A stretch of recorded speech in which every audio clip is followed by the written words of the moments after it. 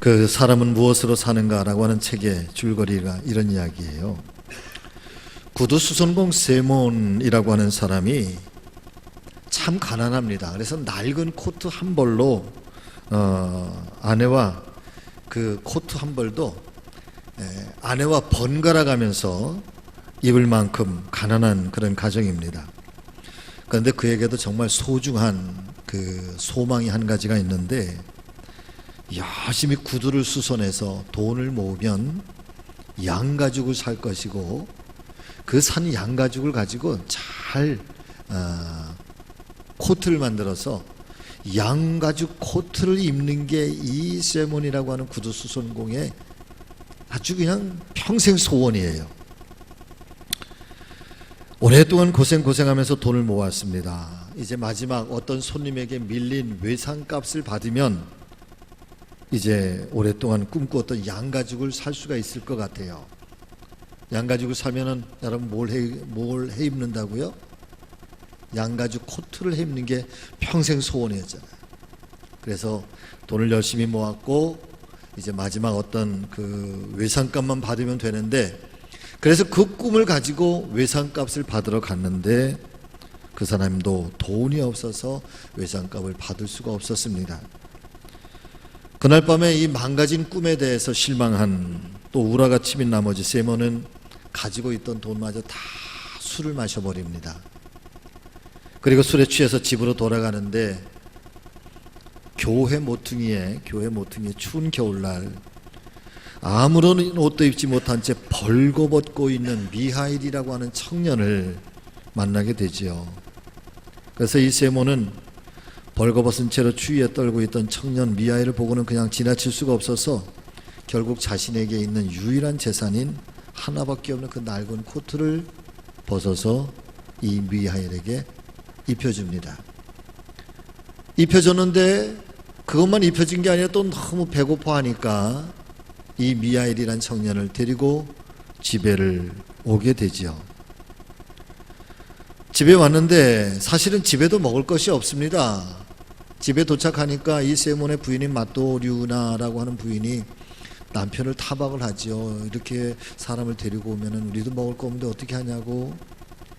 그래도 마또류나가 이 미하일이라는 청년을, 여러분, 내일 아침에 먹을 양식을 미리 해서 이 미하일 청년에게 먹을 것을 접대를 합니다.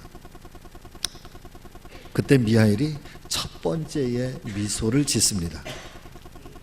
시간이 흘러서 세몬이 미하일에게 구두 수선하는 일을 가르쳐 주는데, 어느 날 아주 스마트한 신사가 찾아와서 이 미하일에게 내 구두를 좀 하나 만들어 달라고 주문을 하고 돌아갑니다. 그런데 이 세몬이라고 하는 미하일이라고 하는 구두, 이 청년이 살아있는 사람의 구두를 만들지 않고 죽은 사람을 위한 구두, 장례식에 쓰는 구두를 자꾸 만드는 거예요. 그래서 세몬이 미하일에게 묻지요. 신사가 와서 내 구두를 만들어 달라고 했는데 너는 왜 그 신사의 구두를 만들지 않고 자꾸 죽은 자를 위한 장례의 신발을 만드느냐. 그래도 미하일이 아무런 대답을 하지 않고 그냥 그 죽은 자를 위한 신발을 만들어요. 얼마 후에 시간이 지나가는데 그 신사의 집에서 하인이 옵니다. 우리의 주인 그 신사가 세상을 떠났습니다. 그러니까 급하게 죽은 자를 위한 신발을 만들어 주세요. 그러니까 미하일이 죽은 자를 위한 신발을 미리 만들어 놨잖아요. 그래서 그 신발을 얼른 내주니까 그때에 이 미하일이 두 번째의 웃음을 짓고요. 세 번째, 얼마간의 시간이 흐른 어느 날 어린 여자아이 둘을 데리고 한 부인이 찾아와서 아이들을 위한 신발을 만들어 달라고 요청을 합니다. 그러니까 이 두 아이는 고아예요. 일찍이 어릴 때 그 부모님을 다 한꺼번에 여의고 그 부인이 이 아이들을 가엾게 여겨서 키우는 거죠. 아주 정성스럽게 키워요.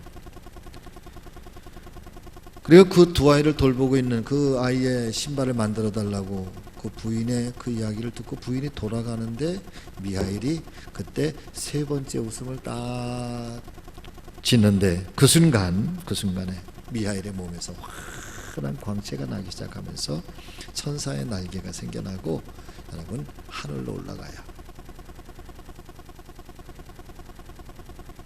미하엘은 사실 하나님 앞에 천사였는데 하나님 앞에 죄를 짓고 하나님 앞에 알몸으로 세상 속에 쫓겨난 거예요. 세상 속에 쫓겨나면서 하나님께 세 가지의 질문에 대한 해답을 얻어갖고 오라. 이 해답을 찾으면 내가 다시 천사의 자리로 돌아올 수가 있다. 이것이 이제 하나님의 그 질문이고 세상에 보낸 목적인데, 세 가지 질문이 바로 이것입니다. 사람의 마음속에 정말 소중한 것이 무엇이냐? 사람의 마음속에 있는 것 중에 정말 소중한 게 무엇이냐? 여러분, 그것은 궁휼입니다. 궁휼. 미하엘이 벌거벗어서 세상에 왔는데 그날 밤에 세몬이, 사랑하는 여러분, 빚을 받고 양가죽을 사서 양코트를 입을 그 잔뜩 그런 기대감을 가지고 갔다가 빚도 못 받고 있는 돈마저 다 술 먹고 그리고 돌아가는데 보니까 하필이면 교회 앞에 그 미하엘이라는 청년이 발가벗겨진 채 그 추위 속에서 있는 걸 보면서 자기의 하나밖에 없는 그 가난한 외투 그걸 벗어주잖아. 벗어주고 그뿐만 아니라 집에 데리고 갔더니 집에서 다음날 이 부부가 먹을 한 끼의 식사를 그렇게 접대를 하잖아요. 사람의 마음속에 정말 소중한 게 뭐냐? 이건 궁휼이에요. 궁휼. 남을 불쌍히 여길 줄 아는 마음. 두 번째 질문은 하나님께서 사람에게 주시지 않은 것이 무엇이냐? 여러분, 그것은 죽음입니다. 영원히 살 것처럼 우리는 내 생명이 내 삶 속에 영원히 있을 것처럼 그렇게 생각을 하지만, 그러나 어느 때든지 반드시 하나님께서 우리에게 주시지 않은 것, 하나님의 영역 속에 있는 것, 하나님의 주권 아래에 있는 것, 그 죽음이 언젠가는 우리에게 다가온다. 그러면서 겸손하게 살라는 거죠. 때를 알면서 살라는 것, 때를 준비하면서 살라. 그리고 세 번째, 사람은 무엇 때문에 사는가라고 하는 이 세 번째 질문이 뭐냐면, 이제 사랑을 나누고 사랑을 공유하기 위해서 사는 거다. 그래서 궁휼과 죽음과 사랑이라고 하는 이 세 가지의 질문을 이 미하엘이 다 찾게 되면서 얼굴에 미소를 지으면서 천사가 돼서 하나님께로 돌아가는 것. 이게 톨스토이의 사람은 무엇으로 사는가라고 하는 책 속의 하나의 이야기들입니다. 저는 그 이야기를 통해서 저와 여러분들에게 똑같은 질문 하나 좀 드려보고자 합니다. 사랑하는 여러분, 사람은 무엇으로 삽니까? 무엇 때문에 삽니까? 여러분, 무엇 때문에 사세요?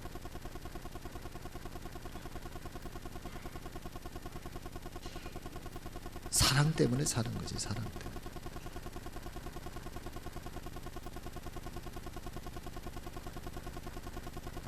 무슨 힘으로 사는가?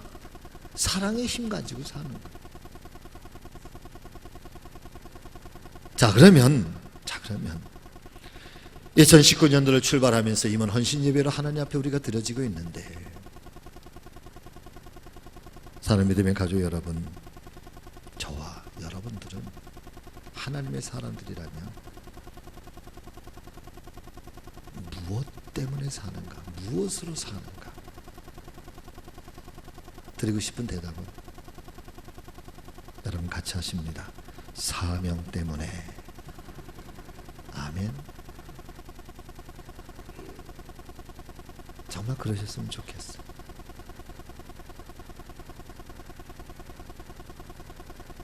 누가 물어도 당신이 왜 살아요? 당신 왜 예수 믿어요? 사명 때문에 예수 믿어요. 하나님께서 나에게만 맡겨주신 그 직임 때문에 내가 예수 믿어요. 나는 하나님께 그런 엄청난 하나님의 기대감을 가지고 나는 하나님께 사명을 받은 사람이에요.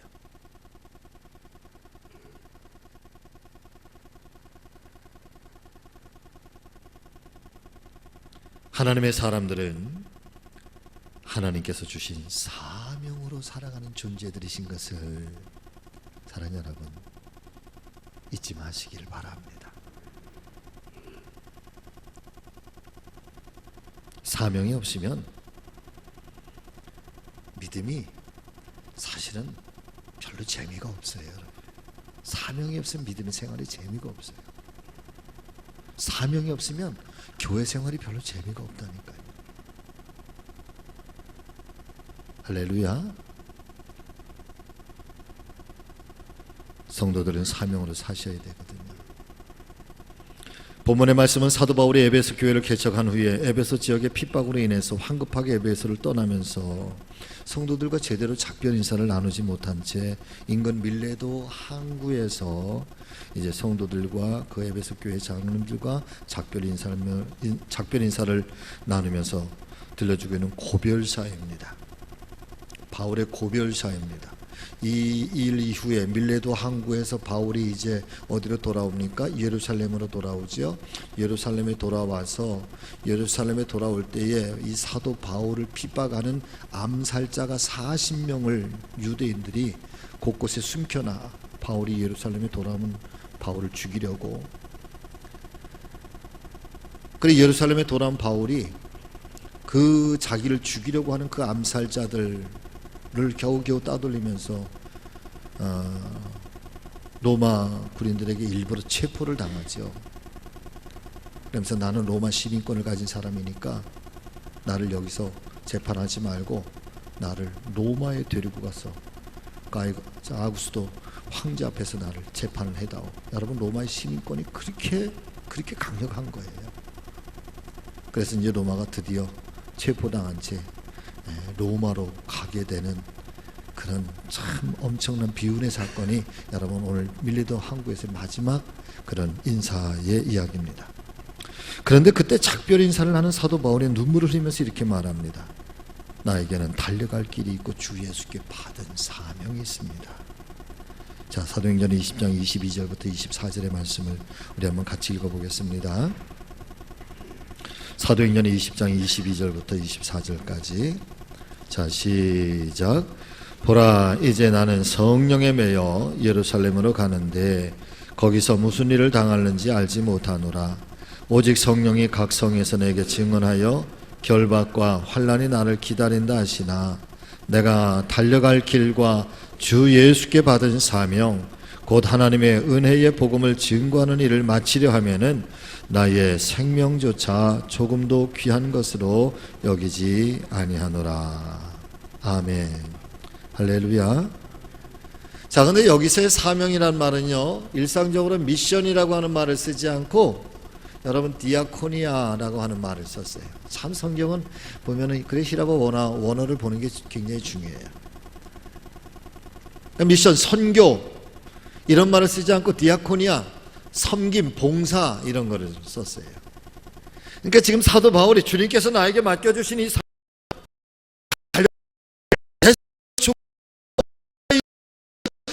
목숨을 던져서라도 감당하기를 원하는 이 사명, 주님이 나에게 맡겨주신 이 사명, 여러분 이것이 뭐냐면 섬김이야. 섬김.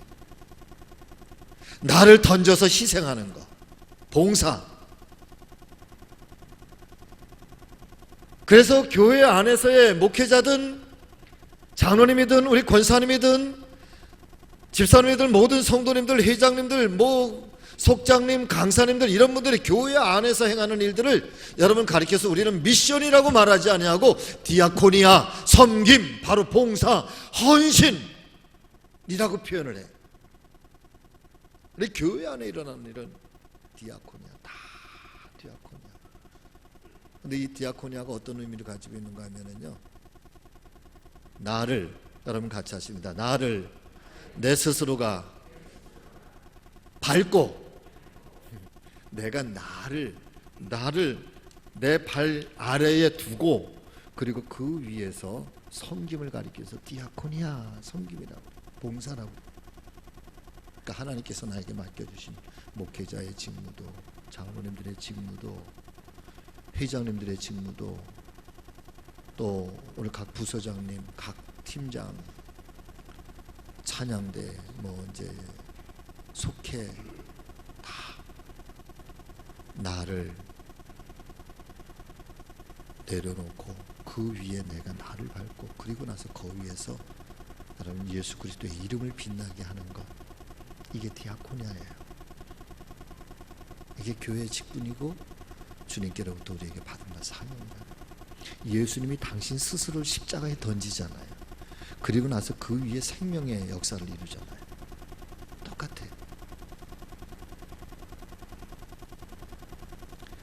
우리 교회는 정말 너무너무 좋은 교회인데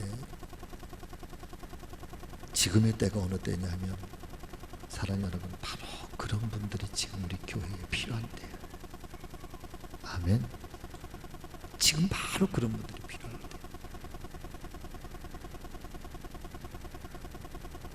지금은 에헴 하는 사람이 필요할 때가 아니라 막 사랑으로 이렇게 아껴주는 사람이 필요할 때. 지금은 나를 따라오세요, Follow me, 앞서가는 아주 강력한 지도자가 필요한 게 아니라 지금은 오손도손 아껴주고 사랑하고 마음을 헤아려 줄 줄 아는 그 지도력이 지금 필요한데요.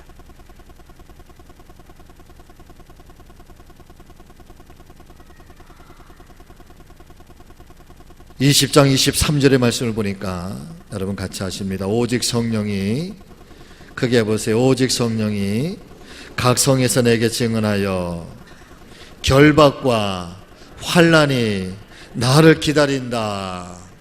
아멘. 이게 무슨 말인가 하면 예루살렘에 가지 말라고 그래요. 에베소 성도들이 바울이여 선생님, 예루살렘에 가면 안 됩니다. 예루살렘에 가면 죽을지도 모릅니다. 당신을 반대하는 사람들, 유대인들이 볼 때는 얼마나 바울이 밉겠어요, 여러분.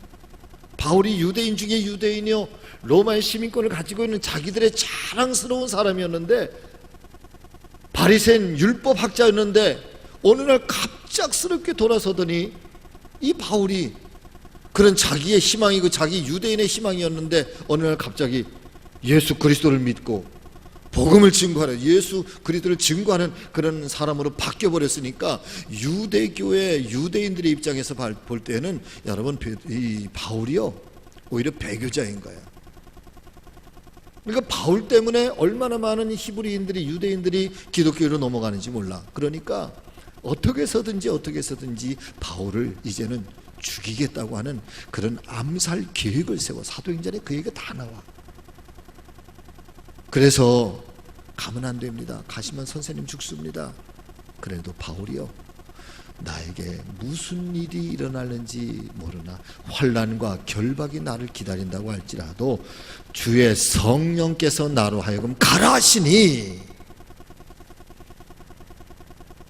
가라 하시니, 그리고 예루살렘으로 돌아가는 거야. 그게 사랑하는 여러분, 그리스도인이 가는 길, 우리가 하나님의 복음을 붙들고 하나님의 사명 따라 하나님께서 나에게 맡겨주신 직임을 따라 사는 길은 여러분 평탄하려고 가는 거 아니에요. 회장님들 회장님 됐다고 내가 우리 교 여성교 회장이야, 내가 우리 교회 남성교 회장이야, 그런 이름 높이려고 감당하는 거 아니잖아. 그렇지? 네. 오히려 각오하세요. 각오. 회장님 각오해. 남성교 회장님 어디 계시지? 박 권사님 어디 계시지? 권사님 각오하세요. 고생길 열린 거야, 내가 볼 때. 그래 남들이 박병지 권사님이 해, 박 권사님이 해, 권사님밖에 없어. 그래 다른 사람들이 막 세워준 것 같아도 나는 그 길 안 할 거니까 당신이 가, 당신이. 힘든 길이에요. 고생하는 길이에요. 아멘. 고생하는 길이야. 그래도 무슨 일이 일어날지 모르지만 결박과 환난이 나를 기다리나 내가 주 예수께 받은 사명, 이것 때문에 나는 예루살렘으로 갑니다. 성령께서 나로 하여금 가라 하십니다. 거기에 하나님의 역사가 일어나 로마가 달라지는 초석이 여러분 이루어지는, 로마가 달라졌다고 하는 것은 세상이 뒤집어졌다는 거예요. 그런 사람이 세상을 뒤집는 거예요. 저는 우리 교회가 우리 부천 북지방을 발칵 뒤집어 놓는 교회가 되길 원합니다.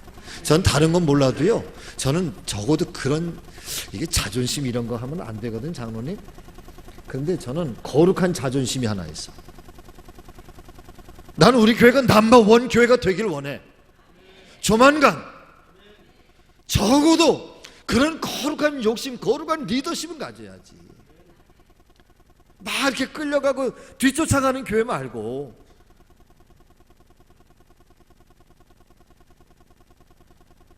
때로 힘들어도 괜찮아.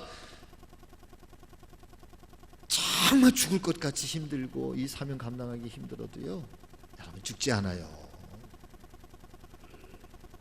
얼마나 그 사명을 감당하고 났을 때 그 기쁨이라고 하는 건, 행복감이라고 하는 거는 세상에 그 어떤 것보다 바꿀 수가 없어.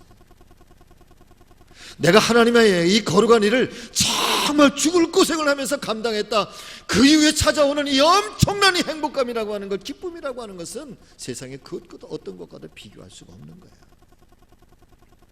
세상을 발칵 뒤집는 교회, 세상을 뒤집어 놓는 교회, 우리 중부연회를 발칵 뒤집는 교회가 됐으면 좋겠어. 저는 시작입니다. 2019년 하나님께서 내게 주신 사명 놓치지 마시고 포기하지 마시고. 어떤 분이요, 천국에 갔더니요, 매일처럼 천사가 식사를 주는데 오늘은 곰발바닥 요리를 주고, 다음 날은 뭐 이런 요리를 주고 저런 요리를 주고. 그런데 어느 날부터인가 자꾸만 혓바닥 요리만 하고, 혓바닥 요리만. 야, 천국은 고급 요리만 대접한다 그랬더니 정말 하나님이 나를 칭찬해 주셔서 나에게 혓바닥 요리를, 이런 고급 요리를 주시는가 보다. 근데 맨날 먹어도 자꾸만 질리잖아요. 이제 아무리 좋은 음식도 여러분 자꾸 먹으면 질리잖아요. 그래서 어느 날 천사에게 물었대. 나 이제 혓바닥 요리가 너무 질리니까 좀 다른 음식 좀 주세요. 그랬더니 안 된대. 왜요? 그랬더니 너는 세상에서 주의를 할 때 혓바닥으로만 했기 때문에 혓바닥 요리밖에는 줄 게 없대.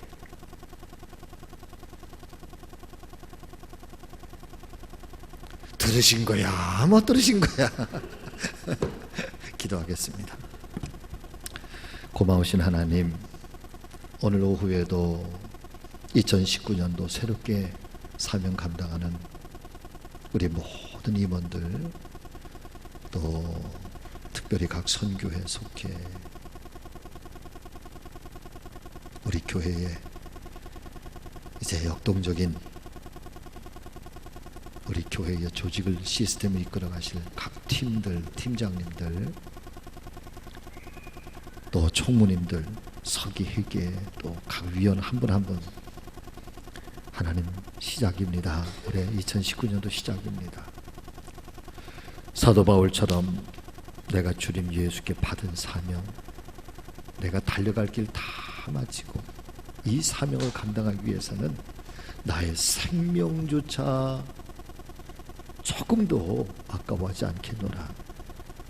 물론 우리가 바울 같은 믿음을 가질 수는 없지만 그래도 하나님께서 우리에게 주신 이 사명, 하나님 우리에게도 그런 믿음으로, 그런 마음으로 사명을 감당하는 귀한 한 해가 되게 해주시고, 아무쪼록 우리가 감당하는 이 사명을 통해서 하나님께 영광이 되고 우리 교회가 큰 부흥과 또 귀한 사명을 감당하는 그런 교회가 될 수 있도록 하나님 저희 모두를 붙잡아 주시옵소서. 무엇 때문에 살아가는가, 삶의 존재, 삶의 목적, 삶의 가치, 삶의 이유, 주님이 도대체 왜 우리에게 무엇 때문에 이 생명을 주시고 오늘 이 사명을 주시는가.